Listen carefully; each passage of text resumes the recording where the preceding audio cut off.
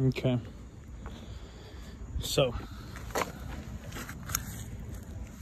I'm advise y'all what you should do to make it easier, because I could have turned this little 4 to 5 hour job in about 2. All right, you're gonna remove the splash guard. Obviously, it's back there. There's 2 cross members on there that go right here, also right here. You let them loose, okay?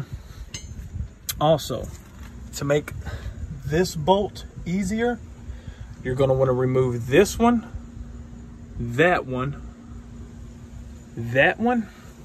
and you can loosen this top one, or you can leave it on, either way.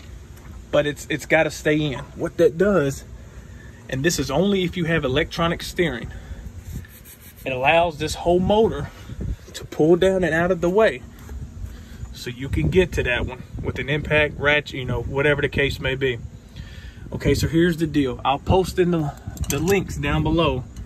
I'll post the kit I have and why it's the kit you need to get. There's a lot of kits I see that replace those bolts with smaller bolts. That's obviously not going to work, because you're putting some pucks in there that lower the diff. So you're gonna need longer bolts, if anything, right? Okay. Also, the kit I have comes with about 1-inch bolts. I've seen, or I'm sorry, 1-inch pucks. I've seen kits vary from about ½ inch to almost an inch. This one is the 1 inch. It says it's good for 2 to 4 inches of lift up front. Okay.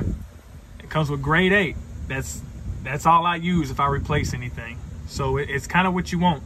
It'll come with 4 washers. It'll also come with 4 of those nuts with the plastic on the inside. I do not recommend using those. I recommend using the stock nuts. That's what I've been told to do on other things that I've seen. That's what I'm doing, simply because they come with washers, or they come with built-in, you know, washers on the nut, which is what you want. Okay. I recommend doing the passenger side first, because it's a little more difficult, right? As you would assume, once you loosen up all the factory, you know, hardware, your diff's gonna want to drop. That's perfectly fine. You can slide these 2 pucks in. You can almost see that one. This one's gonna be up there as well. You can slide those 2 pucks in. This side you're gonna work a little bit. Now, since the easiest one to get to is gonna be the rear passenger side, I recommend doing the driver's side first, all together, doing the front passenger side, then coming back here to your rear passenger side. Okay, reason is this has the most open, accessible area, so it's going to be your easiest to play with. Your factory hardware is going to require 18mm and a 15mm ratchet up top. I recommend taking all the weight, you know, off of here. You don't have to get it on the lift.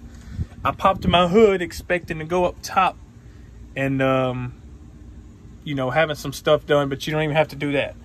So basically, you're going to have to fit a ratchet back here with a 15 on all 4 of these locations, right?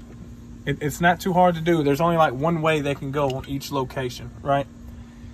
Once you get that ratchet on there, all you got to do, I've actually got me a, you know, a pretty stout impact here, but you know, you'll take the 18mm nut, 15mm bolt, all of these slide out. Here's the old hardware. Your new hardware is actually going to be, you're going to reuse your nut like I was telling you, so you'll still use an 18, and up top you're going to now use a 19. Okay, that's with this specific kit. All kits are going to be different.